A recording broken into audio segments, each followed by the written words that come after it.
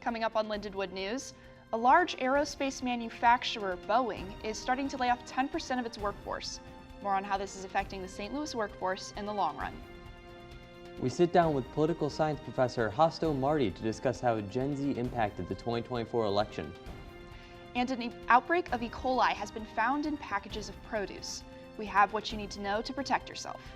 Those stories and more ahead on Lindenwood News.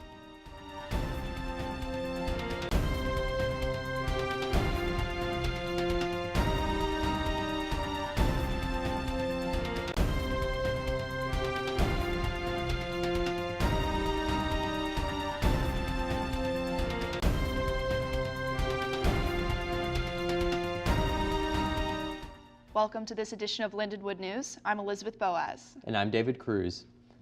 A shooting in Soulard puts a teen in critical condition Saturday night. Police say the shooting took place on the 800th block of Russell Boulevard in the Soulard neighborhood just before 10 p.m. When police arrived on the scene, they found a 17-year-old boy who was shot in the chest. Witnesses down the street claim they heard at least 75 gunshots. Police have not released a suspect at this time. So what goes into the ever-changing gas prices we all pay? This week I was able to go and check it out. It's common knowledge that most Americans drive. And what do most Americans need in their car in order for it to run? Gas. Today we're going to be taking a deeper look into companies and seeing how their hours and their prices affect who's going to be coming to their store. As Americans, when are we not trying to save an extra dollar here or there? Since most of us are driving really long distances anyway, we see a lot of gas stations, and most people I know are always hunting for the best gas prices. What actually goes into the constant changes of gas prices? Luckily enough, I was able to speak to Professor of Economics at Lindenwood University, Dr. Black. So summer gas is more expensive because they have to mix the fuel in a way that has less emission effects and things like that. That's not the case in the winter, so the gas is cheaper to produce. But prices aren't the only thing impacting sales. Like Sam's Club, yes, it's cheaper most of the time, but they're not open 24/7 like most local gas stations are. Here's how one student shops for gas. I'm going to go with the cheapest places.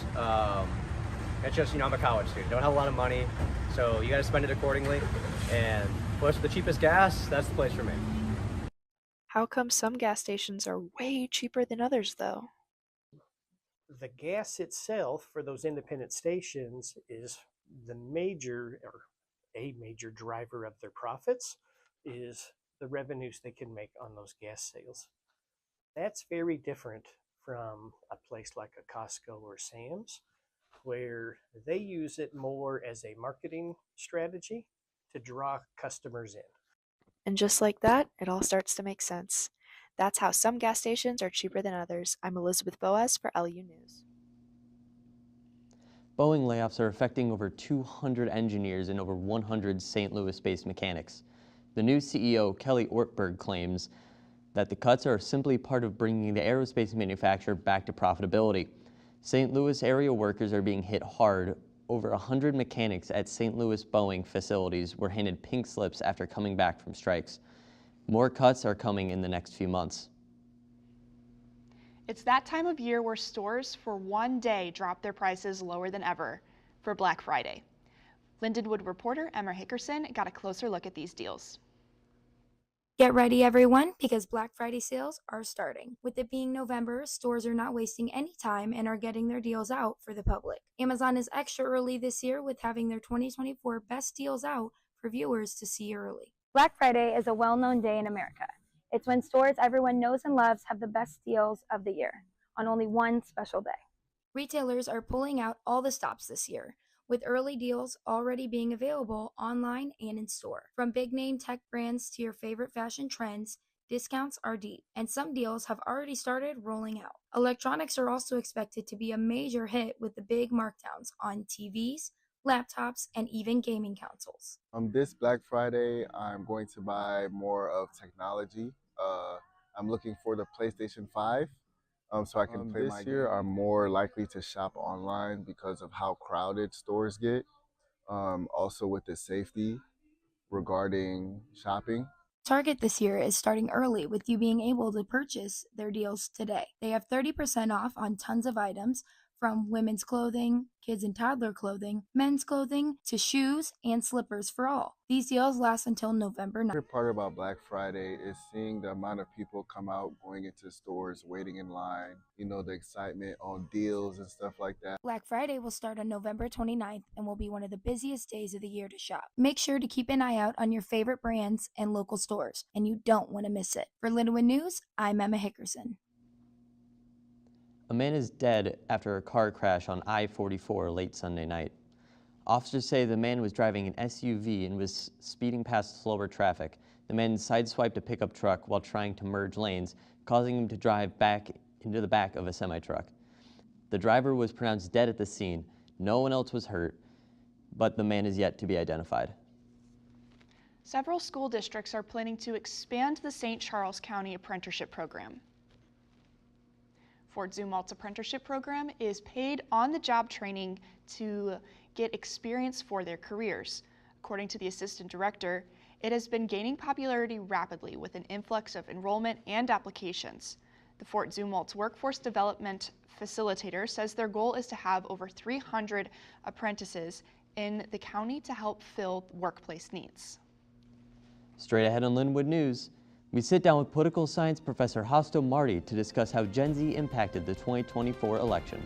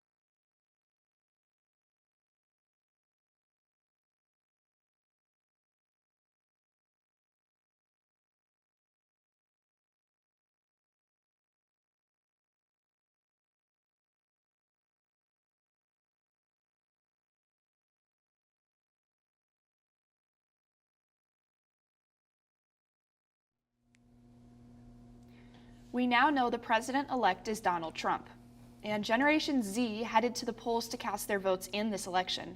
Gen Zers are a section of the population that are roughly 12 to 29 years old. So today I'm joined by Professor of Political Science, Dr. Hasto Marty, to discuss how the majority of this generation, now being of voter age, impacted this recent election. Welcome back, Dr. Hasto Marty. Thank you so much for having me. Of course. So I'm curious, this election was definitely an interesting one. Where do you think, so the majority of Generation Z was able to vote in this election. What issues do you believe were amplified by these younger voters? So let me first lay out the general conditions, demographics of the election, and then we'll get more closely into how Gen Z fit into that narrative, right? So based on exit polls, about 155 million voters participated in this election. That's about 3 million less than 2020. Gen Z turnout was slightly lower than that average. They went from about 42% participated this time, down from 50% in 2020, right? And part of that can really align to the fact that some of their top issues were not the ones that the candidates were covering, right? Gen Z tends to be particularly interested in climate change and gun control or gun safety issues.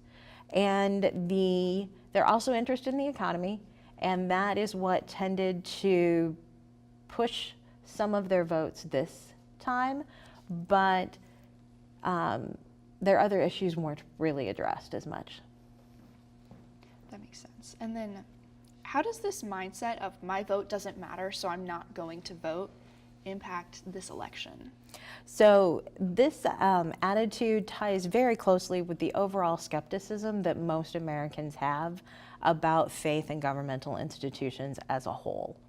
Only about 26% of Americans have a strong faith or strong trust in government institutions, and that percent is even lower for Gen Z. It's about 15%. So they tend to not see themselves reflected in government institutions, and they often judge themselves as being unqualified or less informed to vote. So they're tending to opt out. And when they opt out, this starts the whole vicious cycle where if a candidate can't count on Gen Z's votes, they're not going to amplify their issues. And then Gen Z doesn't see their issues amplified, and so they don't vote. That makes sense. And then do you think that that also contributed to a part of this election where there was an potentially overwhelming amount of media for Generation Z to kind of get in alignment with what these candidates are campaigning? Yes, because Gen Z seeks out their information in social media and non-standard platforms, they tend to get a rush of information, and it's hard for them to tease out the quality of the information they're receiving. It's hard for political messages to break through the other more maybe entertainment oriented messaging that they're getting. And so they may feel a little less informed, and wanting to, of course, use their vote wisely, they may opt not to use it, right? And so candidates now, for a large percent of the population, but Gen Z in particular, they need to figure out how to take their messages to the people. They're not going to be able to count on the eyes that used to listen to drive time morning radio or watch the 5 o'clock news on the local news channel. Those people are fewer and fewer. And so they have to figure out how to tailor their message to get on platforms like TikTok and to get on to, YouTube or X. And then the voters that did take information and went to go vote, how did they turn out to the polls? So they turned out largely to support Harris. About 51% of the youth vote supported the Democratic candidate, but that's down 10% from 2020. And Trump received 47% of the vote, but that was up by about 11%, right? And it's too early to see the deep numbers, right? We just have exit polls right now. But that shift occurred largely among men in this particular, within Gen Z, within this particular demographic. They shifted big time towards Trump. And then how did we see voters physically put their vote in? Do you think they did absentee, or do you think a lot of Gen Z went to the polls themselves? So we saw them take advantage of both, but by and large, more of them chose to mail in their ballots. And that is normal for this demographic because they tend to be living away from home at college situations during election time. But some of the largest lines and lengthiest waits that we saw were at polling places that occurred on college campuses. So many students wanted to be part of that actual day of elections experience. And then now that the majority of Generation Z is eligible to vote, how did we see a shift in the campaigning that these candidates did? You mentioned earlier about really utilizing social media, but how did we see that shift from 2020? So we saw that shift from 2020, and we even saw that shift, I would argue, during this particular election, right? All candidates know that they have to reach out on these social media platforms. Some are far more skilled than others at doing it, right? I don't know if you remember Joe Biden's TikTok ad during the Super Bowl, right? Yes. About cookies or something, I'm not quite sure. That didn't really go over well, even though that was on the platform, right? But both Trump and Harris were pretty skilled at getting easily digestible, clear messages onto these social media platforms and really taking advantage of targeted podcasts that were either targeted to people that they wanted to influence and earn their votes, like Kamala Harris going on more sports-oriented podcasts because she knew demographically she needed to reach out to men, right? Or Trump going on Joe Rogan to solidify his base. And then how are candidates making sure to appeal to these voters, like through the YouTubes and TikToks? How are they like shifting to get further attention? Right, so they have to be very careful to figure out how to navigate this niche market because it's where the voters are, there's no doubt about it, but they run the risk of over-tailoring their messages to specific candidates. And when they do that, they can have their reputation called into question. They can appear disingenuous. And Gen Z, more than I think previous generations, has a very low tolerance for people who they determine to be fake. So if a Gen Zer is diversifying their media diet, for lack of a better word, they will see different views from the same candidate. And that's going to further undermine their faith in government institutions and the people that they elect. All right. Well, thank you, Dr. Hasto-Marty, for your time. We will be right back after this break.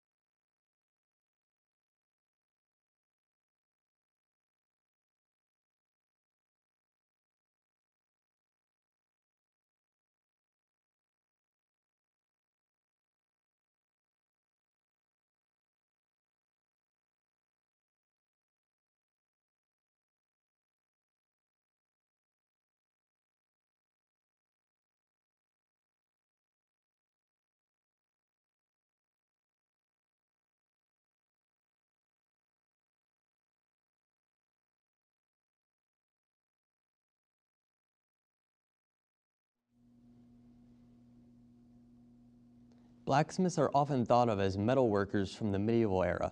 I went out to find if that's actually true. If I were to come up and ask you what a blacksmith was, you would most likely have roughly the same answer as one of these Lindenwood students. I think of blacksmith as someone who creates like armor, weapons, uh, anything that can be used in battle. When I think of blacksmith, I think of medieval times, but someone that does work with metal and makes weapons. And while these students are not entirely wrong that a blacksmith would make something like this sword or other pieces of weapons and armor, there's a little more to a historical blacksmith. So I went to the Daniel Boone Home's new blacksmith shop and talked to one of the tradesmen. He was the equivalent of the auto mechanic today. So every small town has an auto mechanic. Back in that day, every town had a blacksmith. A blacksmith did many more things than an auto mechanic, though. The blacksmith shoed the horses, he repaired the wagons, he made the metal parts to make the wagons, he made the spoons, knives, and forks for the household use. He would make pitchforks, he would make parts, plows, and reshape plows and repair them. He would make other farm equipment. Anything metal that you needed, you went to the blacksmith for. You didn't go out to the store and buy it. You went to the blacksmith and said, hey, I need this. And he said, okay, come back whenever, he would tell you when he'd have it done. So while most of us think of blacksmiths as a job from the feudal age, making swords, shields, and armor, they were still around only 200 years ago, making more than just weapons of war, but anything and everything that their community needed. I'm David Kruse with Lindenwood News. President-elect Donald Trump is already announcing his selections for his next cabinet and administration staff. In addition to his Vice President-elect J.D. Vance, President Trump has also confirmed 12 other cabinet members. The most notable names are Marco Rubio as Secretary of State, Robert F. Kennedy Jr. as the Health and Human Services Secretary, and Elon Musk as head of the Department of Government Efficiency. CNN is updating a list of cabinet members as President-elect Donald Trump confirms his selections. The Biden administration is sending a request to Congress for roughly $100 billion in relief funds to help Americans affected by the Hurricane Helene and Milton. This money would be divided out $40 billion to go to the Federal Emergency Management Agency Disaster Relief Fund for future disasters. The rest of the funding will go to helping farmers, housing, transportation, environmental, and small businesses. Government agencies, congressional approval is needed before this disaster relief fund can be issued. Tropicana recently redesigned its classic bottle, and it has not been a hit. Tropicana ditched its clear plastic bottles shaped like carafes and replaced them with more traditional-looking plastic bottles. Tropicana sales have been steady for the year, but plunged almost immediately after putting these new bottles on the shelves. Sales declined in July and August, and by October, sales went down by 19%. The redesign included downsizing the bottle by 6 ounces. Prices on the new bottle are supposed to be lower, but not all stores are following Tropicana's price recommendation, leading to complaints of shrinkflation. The Centers for Disease Control and Prevention is investigating an outbreak of E. coli linked to tainted carrots. The CDC says the outbreak has caused 1 death and sickened dozens of other people in 18 states. Investigators trace the organic carrots to Grimy Farms, a carrot producer in Baxfield, California. They were sold under a number of brand names, including Trader Joe's, Wingman's, and Sprouts. Grimy Farms says that the recalled carrots are likely no longer sold in stores, but may still be in people's homes. Spirit Airlines has filed for bankruptcy protection. The airline says guests can continue to book and fly as normal as it restructures its debt. Because of the filing, the company expects its common stock to be canceled and have no value. Spirit was left with little option as it faced mounting losses and $3.1 billion in long-term debt. It's possible Spirit can file for bankruptcy and emerge stronger on the other side, but it could also end up being bought by another airline or be forced to liquidate.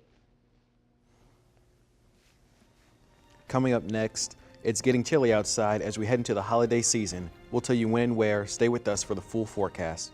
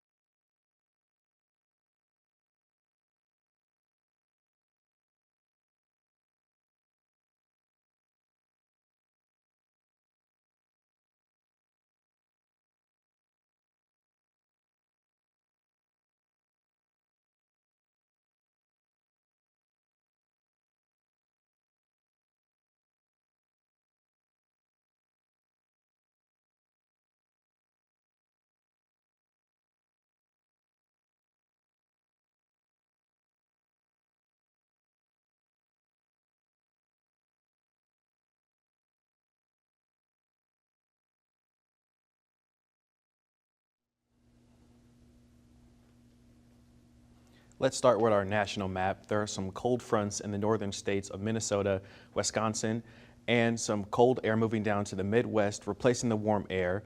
We have some cold and warm fronts meeting up in states like Utah and Colorado, then rainstorms in the southern states of Mississippi, Alabama, and Florida. Now for our local map, in St. Charles and Maryland Heights, it'll be a high of 65. For the St. Louis area, it will be a high of 66 degrees. For O'Fallon, it'll be a high of 59, and St. Peter's, a high of 65. Now with our 5-day forecast, on Thursday, we will have a high of 49 and a low of 36. Friday, it will be a high of 50 and a low of 34. On Saturday, a high of 48 and a low of 33. On Sunday, it will be a high of 51 and a low of 31. And finally, on Monday, it will be a high of 49 and a low of 34. That's all for weather. Now to Lucie with sports. We've got sports right up ahead for you. Stick around to see what's going on with our Redbirds.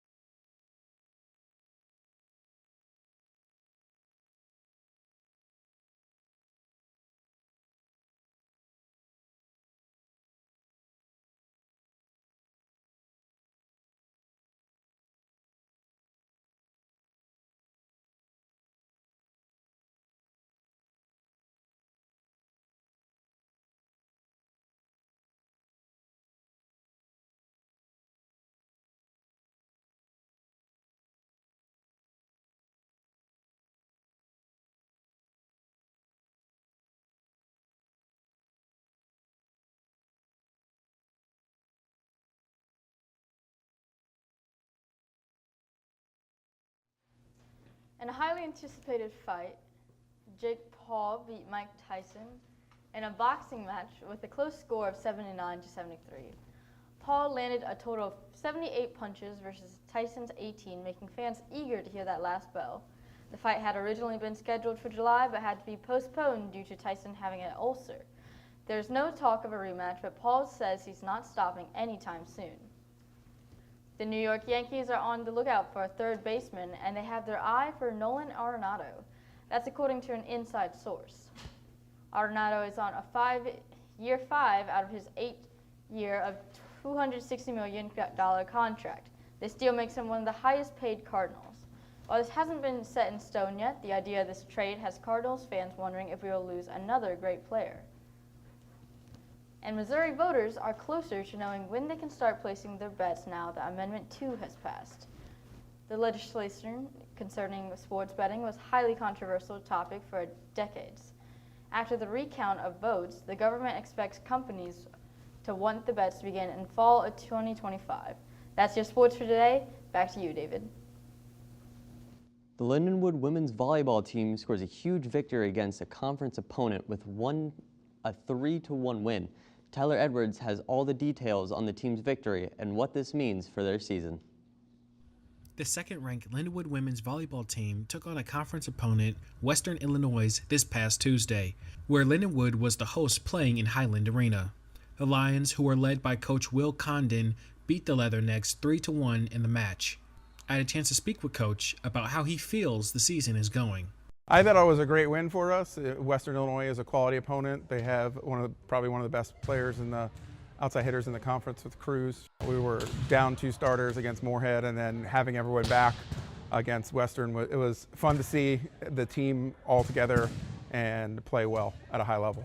We also got the chance to speak with Rebecca Yankee as she broke the record for kills in a match with 26 kills during the game. I did not expect to beat it at all. Even last night when they announced, I knew I was having a good game, but I didn't know it was I didn't know I had that many. I can normally keep track kind of, but I wasn't counting. That was not a goal of mine because that was a lot more than I've ever had in any other year. So it really was just a good game. So it was very, very exciting and shocking at the same time. So really cool.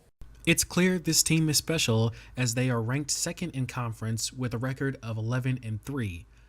Lindenwood fans will be able to cheer on these ladies in their next home match against Southeast Missouri State University this upcoming Thursday in Highland Arena, where they will have a chance to showcase their skill and show why they are one of the top teams ranked in the conference. I'm Tyler Edwards with Lindenwood News. You might have heard of pickleball, the paddle sport taking the center stage for many in the past couple of years. For over a year going on strong, a pickleball-centered club is planning its season fall tournament. Reporter Craig Eddy takes us down to paddle up and check out the courts. Pickleball has been all the rage in communities for many years, but has especially grown in the past 3. It's an easy sport to learn and can be played by anyone at nearly any age, which caters to its growing popularity. That's where Paddle Up comes in, a pickleball-focused clubhouse located in the Meadows shopping mall in Lake St. Louis. Paddle Up hosts plenty of club members all together playing pickleball and, according to some, has a very inviting atmosphere. All I can say, it's great. A lot of happy people. People are really excited that this place came here to Lake St. Louis. And I can say firsthand, I'm a retired person that you need to fill a lot of hours in the day, and this is a great place. And there's a lot of people that feel that way. I would say family. It's a community of people that are friends, right? People just want to take time out of their day, come and play and have fun, and meet new people that like to play as well. Paddle Up has plenty of opportunities for casual play, but they've been hitting it off recently with tournaments and events from the past and the future. They did a little fundraiser for a little girl, and they generated a lot of money. They actually closed the club and did this fundraiser and raised a lot of money to help this little girl that was in need. And that's just the kind of people they are. We have a bunch of different stuff. So every month at the club we have a tournament. It's kind of that's the most competitive thing that we have here, where people can really kind of, try their best, try to become a better player and all of that stuff. But we have programs that go on every single day. The center is full of eager individuals ready to prove themselves and make new friends, with pickleball bringing them all closer together. More information about tournaments and events can be found on their website at paddleuppickleballclub.com. For Lindenwood News, I'm Craig Eddy. Back to you in the studio. For anyone looking for some animal therapy, there is a cat cafe right here in St. Charles. To learn more about it, we sent reporter Gia Buck to visit the cats. Here on Main Street is St. Charles's only cat cafe, the Cat Zen Cafe and Lounge. The cafe opened in 2022 after owner Tanya Williams visited cat cafes and saw them as a better way to adopt out cats. So when I visited a few cat cafes, I thought it was a genius idea to have kitties in a space that's open, where they can free roam, they can be comfortable, relaxed, and people can come in and get a feel for their personality. The cafe is home to 20 adoptable cats and kittens at most times because it acts as a community foster for Smelly Cat Rescue. It is part of the reason Williams loves her job, other than just getting to spend her days with kittens, that is. When they come here, seeing them blossom and open up once they know they're safe, they're loved, they're spoiled. Visitors to the cafe love how welcoming and kind it is. 2 of the cafe regulars, Alyssa Moses and Zach West, come to the cafe almost 3 times a week. While they have both been to many other cat cafes, they prefer the Cat Zen Cafe and Lounge. They do a lot of different collaborations with local stuff like that, and I really like that it builds, like she said, a community for people to come to and everything. West also pointed out how nice it is that the cafe works with other local businesses. I feel like this one just has more of a friendly feel. Not that the other ones are bad. This one's just my favorite.